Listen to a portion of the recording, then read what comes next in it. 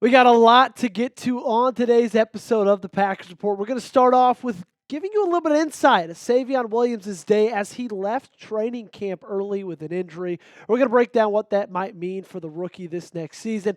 Then we're going to talk about my general takeaways from day 6 of Packers training camp. And we're going to wrap this thing up with my favorite part of today's show.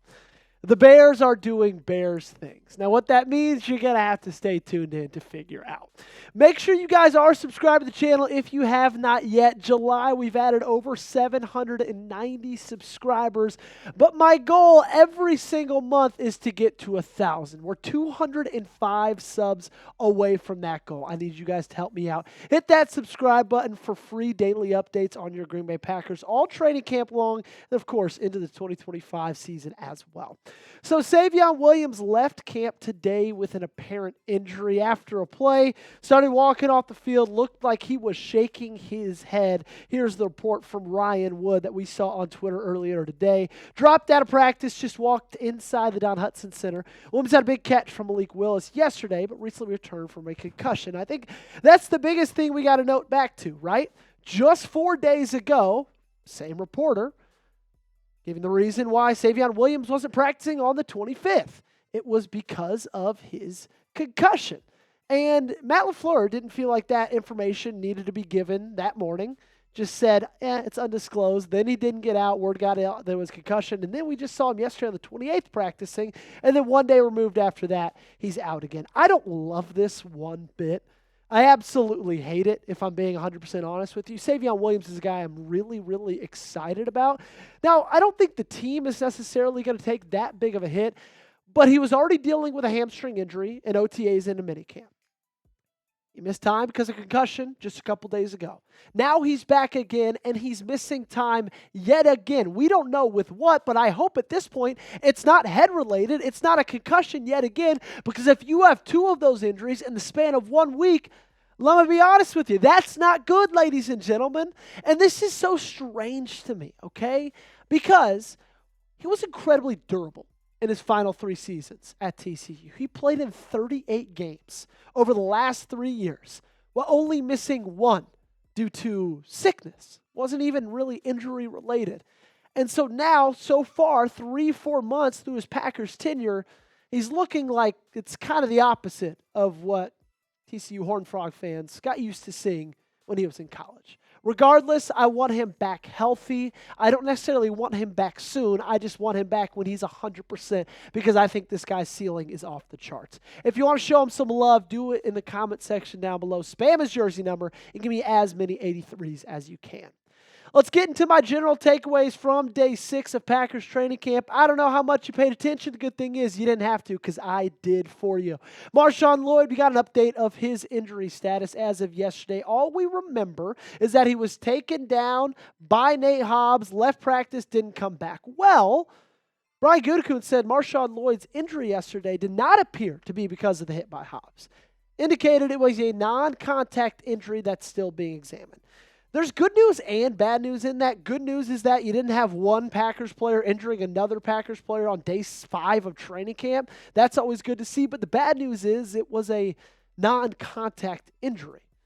Ryan Wood came out just about an hour later saying it's a groin injury for Packers running back MarShawn Lloyd, who also dealt with a groin injury last year. And then Dontavian Wicks not practicing today because of a calf injury. I absolutely hate this for MarShawn Lloyd. Okay, and I hate it for multiple reasons. Number one, I was really excited to see what he was going to be able to do as a running back too this year. And I believe that after not really getting much reps last season, he needed a full training camp to kind of get up to speed and to reach his max potential. I don't know how long this groin injury is going to sideline him for. Nobody knows as of right now. He was at practice just without a helmet on. Hopefully it's not very long. But I really want this guy to get as much practice as he can. And I don't want to feel like he's a guy I want to give up on.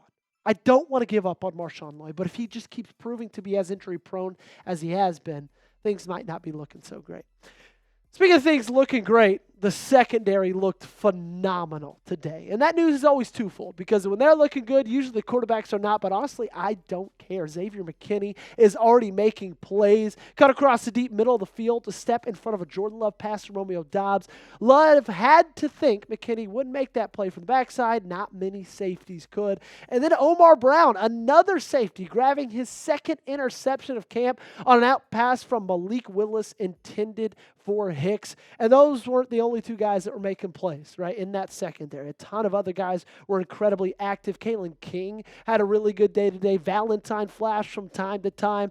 This secondary looks like, even though if you look at the names, you don't really have many people outside of Xavier McKinney that jump out to you, this is a group that I feel like is ready to prove a ton of people wrong this next year. Lukas Van Ness, speaking of pointing people wrong, is trying to show everybody, hey, I'm not a bust. He's had a really, really strong start to camp so far. Strong showing in one-on-ones, this time against Jordan Morgan. Jacob Monk also had an impressive set against a hard-charging Kenny Clark. In those one-on-one sets, Lukas Van Ness started 3-0. A win against Morgan, 2 wins against Zach Tom, okay? This guy, he's doing what everybody kind of thought he was going to be able to do once they drafted him. You didn't really see it in the first couple seasons. Hopefully, he's one of those guys that's just a little bit of a late bloomer. Took him a couple years under his belt. If he produces the way we've always expected him to, this defensive line can be really, really scary. Speaking of scary things, let's talk about Matthew Golden. He made an absolute play today. And it was one of those plays that you're not going to see it on SportsCenter. You're not going to see it much on social media. But I absolutely love the effort made, and this just shows you how great Matthew Golden's going to be. Because you can see right here, the yellow arrow is pointing to the ball at the top of your screen, right? It's already out. It's about 20 yards away from Matthew Golden. At this point, you can tell this ball is underthrown. So instead of just, keeping running and, this is a bad throw, Matthew Golden slows himself down, jumps in front of the cornerback, and makes a play and catches the ball. Now, I don't know who underthrew this pass, but let's be frank, it does not matter because Matthew Golden came down with it. The way this guy changes direction, the way this guy changes speed, goes from slow to fast, fast to slow, he can make a play on the ball, and he did it today. Also, Jordan Love hits Matthew Golden 55-yardish touchdown during 11-on-11s. Love had plenty of time to put the bomb right on him. Teammates loving it. Romeo Doubs dancing as Golden arrives at the sideline. He's showing everybody exactly why you spent that first-round pick on him. I don't want to get too ahead of myself, but Matthew Golden, I think, is going to be a star. How many touchdowns do you think he scores in 2025? You let me know in the comment section down below. I think it's probably going to be somewhere around 8. I don't know. You let me know your thoughts. Up last, Chicago is struggling with their second-round pick. I'm talking Luther Burton, wide receiver, out of Mizzou. He got grabbed early in the second round by Chicago, and apparently he was kicked off the field and chewed out by their new head coach, Ben Johnson, after issues at the line of scrimmage during team drills. Per multiple reports, this was only the second practice that Luther Burton had attended. He'd been out the first couple of ones because of an injury. Then he gets back yesterday, practices today, gets kicked out because of attitude problems. And I will say, because I don't know if the comment sections are going to point it out, I'll point it out before they do. I was a Burton guy during the draft. I talked a lot about Luther Burton. I really liked his talent, and I still think there's a chance he's a good pro. But I'm happy that this is happening to Chicago, nonetheless, right? It seems like a team that can never just get straight and steady. There always has to be something wrong within that organization, within that franchise, and it might be Luther Burton right now. So, as many of those guys can turn out as busts, that's going to only make me more and more happy. You tell me, I want to get the pulse of the fan base. Is Chicago your least favorite NFL team? Give me a yes. Give me a no in the comment section down below. Weigh in with your answer because I think for me it's probably an easy yes. We're going to get out of here today. Appreciate every single one of you guys for joining us. Make sure you got me on Twitter and on Instagram. I'm giving you training camp updates and highlights as we get them throughout the day. So make sure you catch everything over there on my X. And also make sure you are subscribed to the channel. We've added a ton of people in July, but we're not done. We still got a couple days left in the month, and I need you guys to help me out. 205 subs in the next couple of days. It's doable if y'all hit that big red sub button.